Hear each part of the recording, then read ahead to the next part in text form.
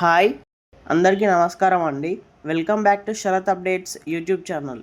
పెన్షన్దారులకు భారీ good news. 6,000కు pension పెంపు. ప్రభుత్వం కీలక నిర్ణయం తీసుకున్నట్టు సమాచారం. దీని గురించి పూర్తి వివరాల కోసం వీడియోను పూర్తి వరకు చూసే ప్రయత్నం అయితే చేయండి. వీడియోని పూర్తి వరకు చూస్తేనే ఈ వీడియోలో ఉన్న సమాచారం మీకు క్లియర్గా అర్థమవుతుంది. అలాగే వీడియోని ఖచ్చితంగా లైక్ చేయండి. లైక్ చేస్తేనే ఇలాంటి వీడియోలు చేయడానికి, మీకు ఇలాంటి సమాచారం అందించడానికి నాకు మోటివేట్గా ఉంటుంది. దాంతోపాటు ఛానల్ని సబ్స్క్రైబ్ చేయండి.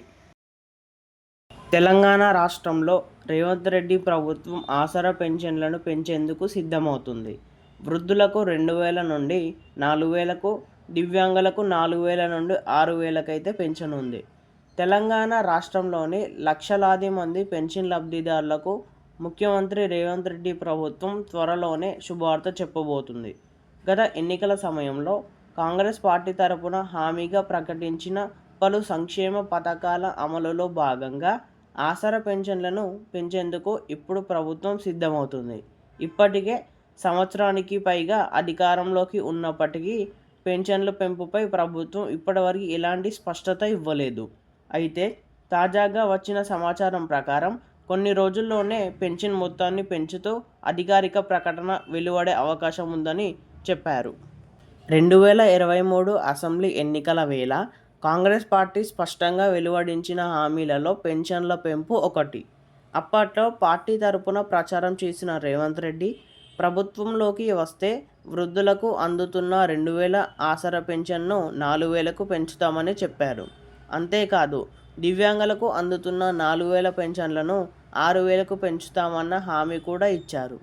అధికారంలోకి వచ్చిన తరువాత కాంగ్రెస్ ప్రభుత్వం ఆసరా పథకానికి బదులుగా చేయూత పేరిట అదే విధమైన పెన్షన్ పథకాన్ని అమలు చేస్తుంది.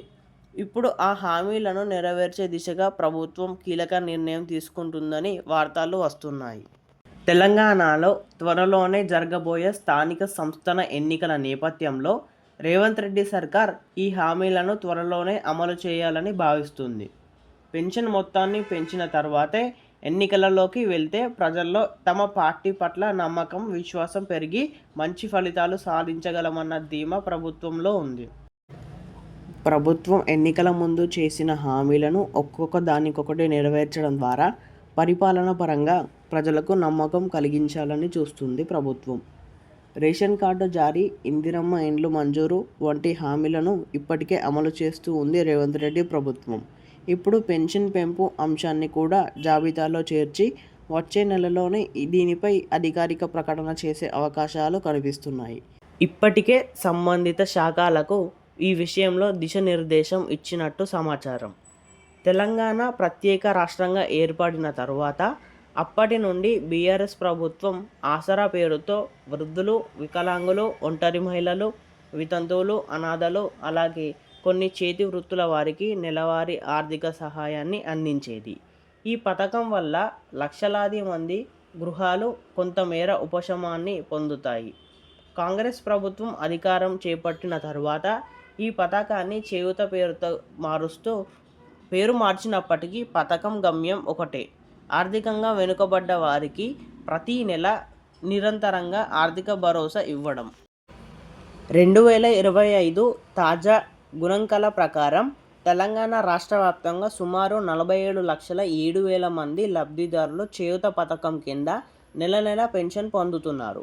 వీరిలో వృద్ధులు, వికలాంగులు, ఒంటరి మహిళలు, ఎయిడ్స్ బాధితులు మరియు సాంప్రదాయ హస్తకళల్లో నిమగ్నమైన వారు కూడా ఉన్నారు. ప్రస్తుతం అందుతున్న పెన్షన్ రేట్లు ఇలా ఉన్నాయి. వృద్ధులు, ఒంటరి మహిళలు, వితంతువులు మొదలైన వారికి నెలకు 2,016, అలాగే వికలాంగులైన నెలకు 4,016. ఇప్పుడు ఈ మొత్తాలను 4,016, 6,016కు పెంచేందుకు ప్రభుత్వం సిద్ధమవుతుంది. వార్తలు గట్టిగానే వినిపిస్తున్నాయి. కానీ పెన్షన్ పెంపుతో లక్షలాది మంది ప్రజలకు ప్రత్యేక ప్రయోజనం చేకూరుతుంది. ఇదే సమయంలో రాబోయే స్థానిక ఎన్నికల ప్రభావం చూపే అంశంగా మారనుంది.